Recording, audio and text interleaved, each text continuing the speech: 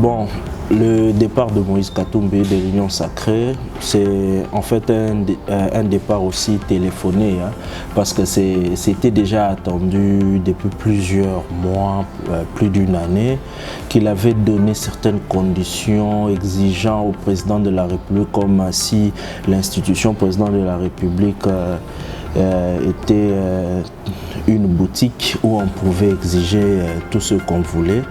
Donc le président a eu à avancer avec toutes les réformes possibles, notamment sur la CENI, la loi électorale, la Cour constitutionnelle.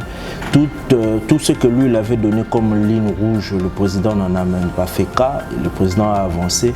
Et ce sont toutes ces décisions du président de la République qui aujourd'hui nous amènent aussi à parler élections, à parler calendrier électoral qui fixe déjà les élections pour l'année prochaine et dans les délais constitutionnels.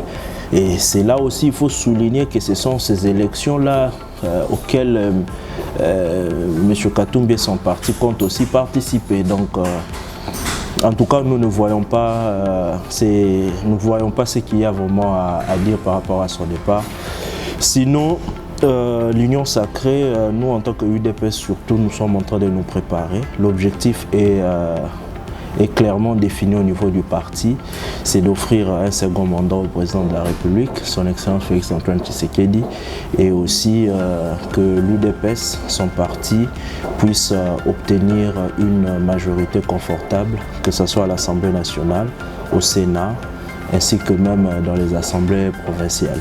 Donc c'est un peu ça, c'est que l'UDPS s'est fixé comme objectif. Et maintenant aussi, bon, je crois qu'il a été abordé dans son intervention, le bilan. Je crois que déjà nous sommes en fin d'année, le président de la République a eu à faire son discours sur l'état de la nation. La nation qui se porte beaucoup mieux qu'il y a de cela 4 ans, il y a de cela 5 ans. Et aujourd'hui où nous sommes en train de parler, le président de la République a eu à mettre en place des grandes réformes, notamment celles liées aussi à la gratuité de l'enseignement des bases, qui permet à ce jour à plusieurs enfants, à plusieurs Congolais d'avoir accès à l'éducation de base.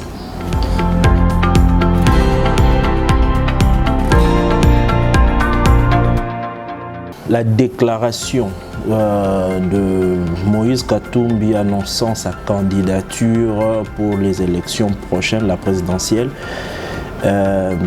c'est un droit, c'est une liberté. Il est permis à tout le monde de s'exprimer, surtout dans ce pays que nous voulons le plus démocratique possible.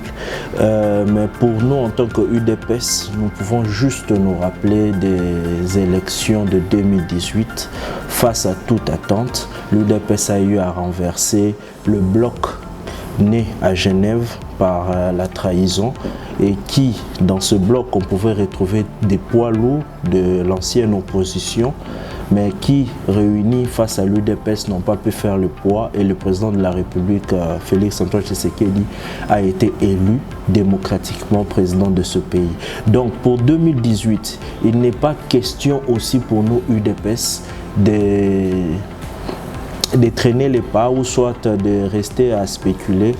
Ce sont des élections qui se préparent. Nous avons eu à préparer cela par rapport à notre manière déjà de travailler, et à ce jour, nous sommes prêts pour affronter n'importe quel candidat, et nous sommes sûrs de la réélection de notre président de la République.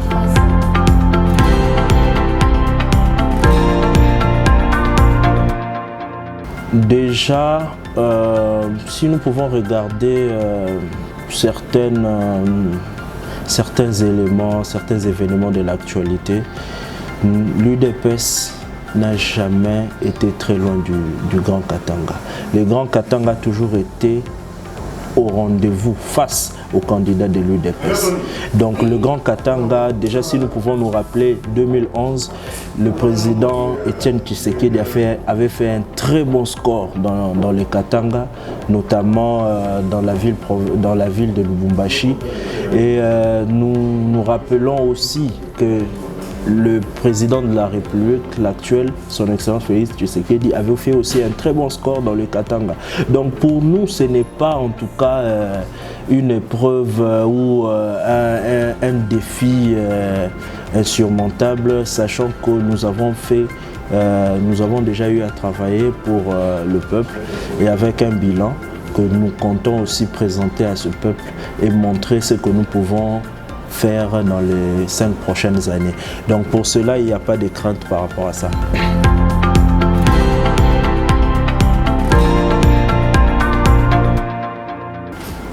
Je crois que le président de la République, à son accession à la magistrature suprême, avait ouvert l'espace non seulement médiatique mais aussi politique pour décrisper la situation politique qui était déjà inconfortable bien avant les élections de 2018.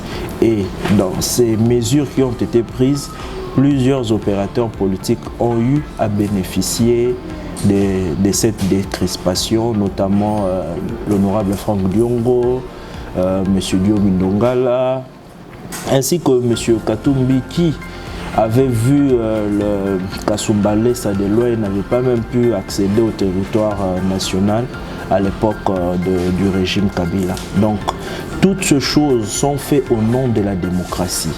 Et à ce jour, l'UDPS reste droit sur son idéal de bâtir un État de droit réellement démocratique au centre de l'Afrique, en République démocratique du Congo. Donc, tout ce qui concerne la candidature de Moïse Katumbi, l'UDPS avance et est prête à affronter n'importe quel candidat, comme nous l'avions fait en 2018.